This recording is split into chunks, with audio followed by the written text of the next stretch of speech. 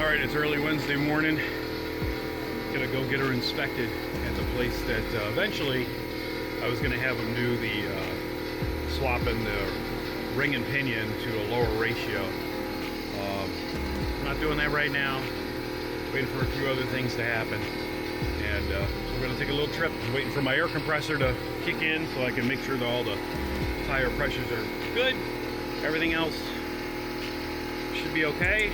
And we should pass and get back here in about, I'm hoping about an hour or so.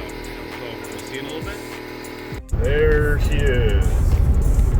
Heading into Flint. And there's Sealy Motors.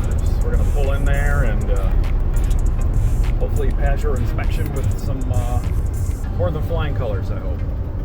Anyways, gotta wait for the traffic. I'm gonna actually go past it and actually go around so you guys can see. There you go. Here we go. We're gonna turn in. We got the turn signal on. We're going. We're going in. We're going in.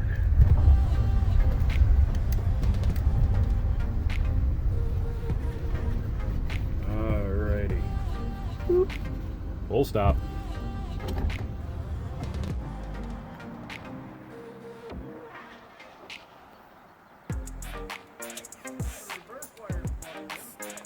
All right.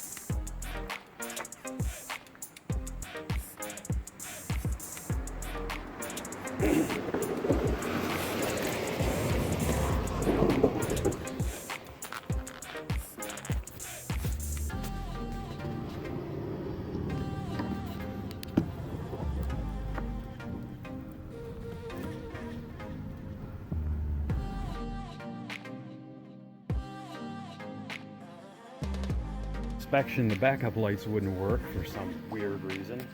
Your fuel pump, because I have the accessory. I got these fixed. Although that LED looks like it's a few LEDs short, but it is on. That one is definitely much brighter. So that's good. That's working. Got to replace those with some newer ones. So at least I got those to work. I forgot too, I also got my center marker light I had to replace. That was bad, so tried using this one, but unfortunately where the hole is drilled through the RV, it's not going to allow me to put it in there, so unfortunately this is a useless one. Might work on one of the sides, who knows, but right now I gotta get working on the loose shock absorbers.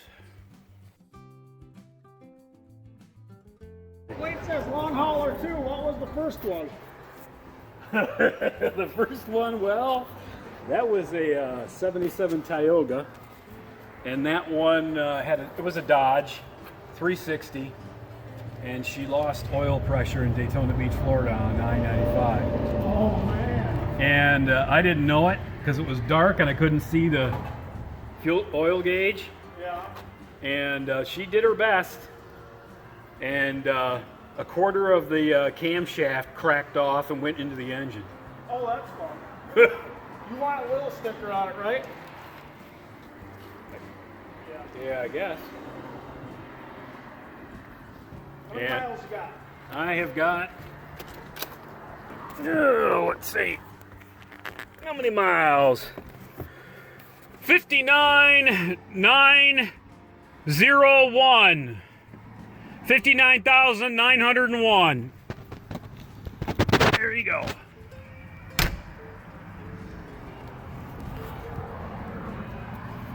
Drive her all over? Not all over, not since COVID, but I got her with, I think it was 52,000 on her. So, not too bad. Yeah, I got to come back in here for that rear end ring and pinion because I don't tow anything with it, and quite frankly, the 373 is going to drop her down to about 20 some odd 100 on the highway, doing 60, and as long as it's not hills, she'll do okay. Yeah. Like I got 11 miles to the gallon on this SOB coming up from Maryland. You know, only gets fucking 12, dude. And I'm carrying a bathroom, a kitchen. Exactly, that's what I'm saying. You got all that great. No. So we did, you know, like, if you would have stopped by, I would have been like, all right, you know? I feel bad because they get these guys with these, you know, Chevy heavy duties. And I read the gross weight inside one of those guys with the had the dualies, right? The what was it, 3500, the HD. And look at his gross weight. I'm like, you know, it's more than mine. This is 8950 on the title. Because it's aluminum. And his was like 9200 or something like that. I'm like, Jesus, you're hauling around more than I am. Oh, yeah. So. All right, we got our inspection sticker going. We're getting ready to roll. We got Josh, got a good talk with Josh. He's definitely looking forward to having that rear end differential ring and pinion swap done. So he also recommended putting bigger rims on with lower profile tires to get like a larger overall diameter and cheat that a little bit as well. I'm gonna look into that.